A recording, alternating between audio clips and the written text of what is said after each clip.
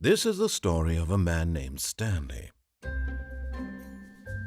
Stanley worked for a company in a big building where he was employee number 427.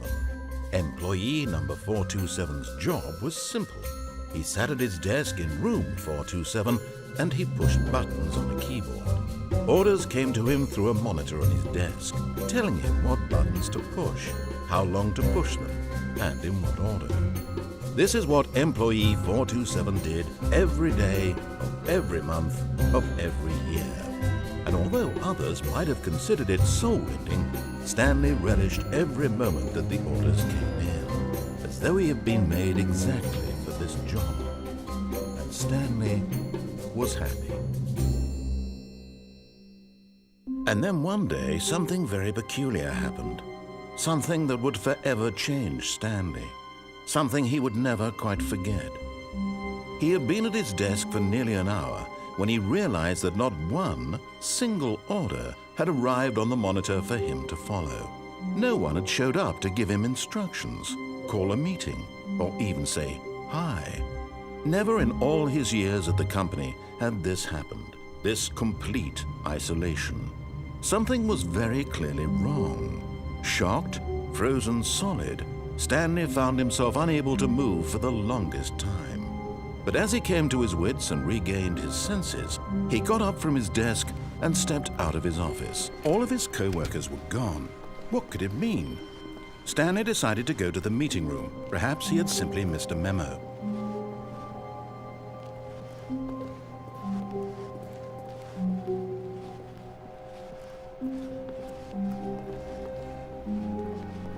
When Stanley came to a set of 2 open doors, he entered the door on his left.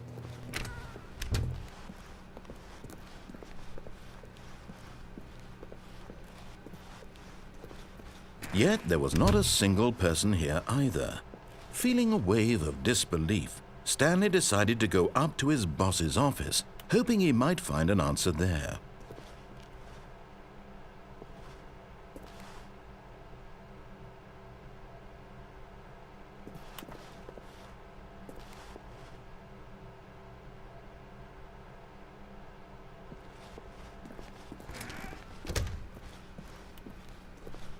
Coming to a staircase, Stanley walked upstairs to his boss's office.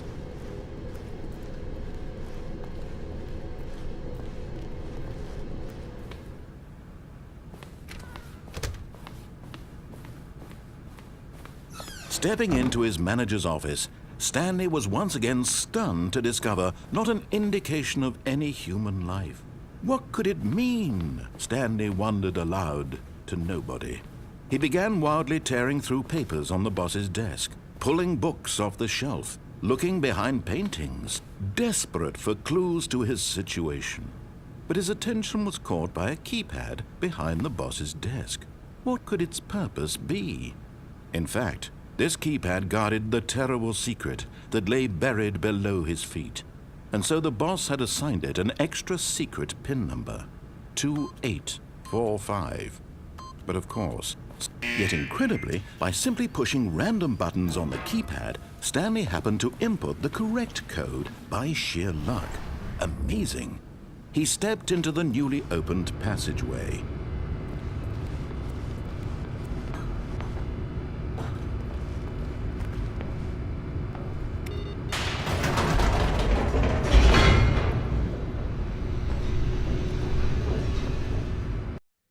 Descending deeper into the building, Stanley realized he felt a bit peculiar.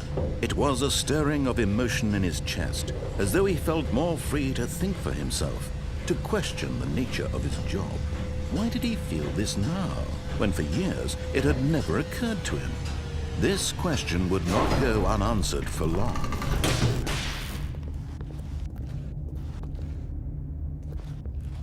Stanley walked straight ahead through the large door that read Mind Control Facility.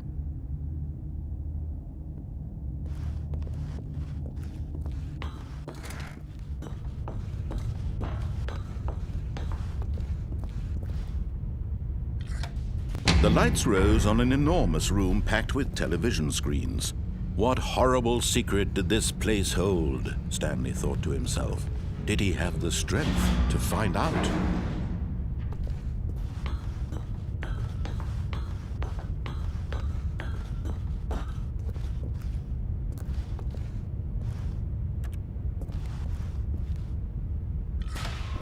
Now the monitors jumped to life, their true nature revealed. Each bore the number of an employee in the building, Stanley's co-workers. The lives of so many individuals reduced to images on a screen, and Stanley, one of them, eternally monitored in this place where freedom meant nothing.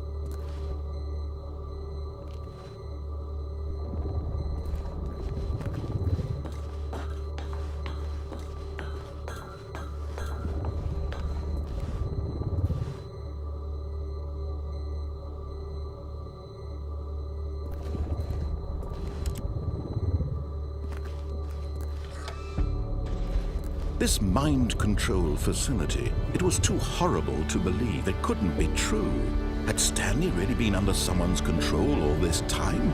Was this the only reason he was happy with his boring job? That his emotions had been manipulated to accept it blindly?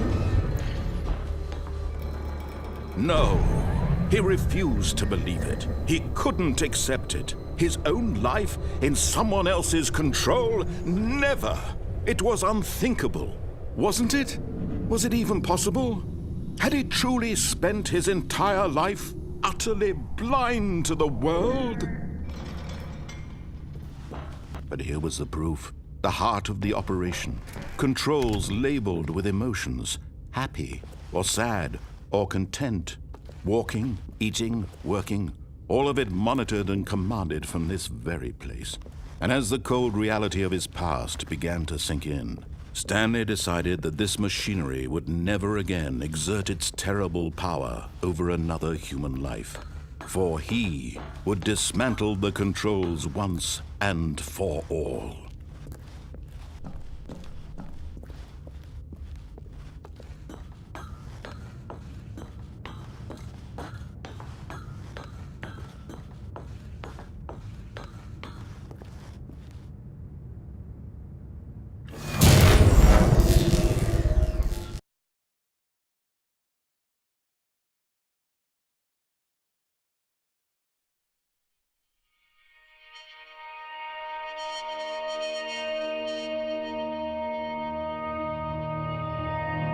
Blackness, and a rising chill of uncertainty. Was it over?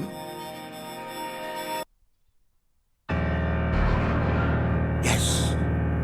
He had won! He had defeated the machine, unshackled himself from someone else's command. Freedom was mere moments away. And yet, even as the immense door slowly opened, Stanley reflected on how many puzzles still lay unsolved. Where had his co-workers gone? How had he been freed from the machine's grasp? What other mysteries did this strange building hold? But as sunlight streamed into the chamber, he realized none of this mattered to him, for it was not knowledge or even power that he had been seeking, but happiness. Perhaps his goal had not been to understand, but to let go. No longer would anyone tell him where to go, what to do, or how to feel. Whatever life he lives, it will be his. And that was all he needed to know. It was perhaps the only thing worth knowing. Stanley stepped through the open door. Stanley felt the cool breeze upon his skin, the feeling of liberation, the immense possibility of the new path before him. This was exactly the way, right now, that things were meant to happen. And Stanley was happy.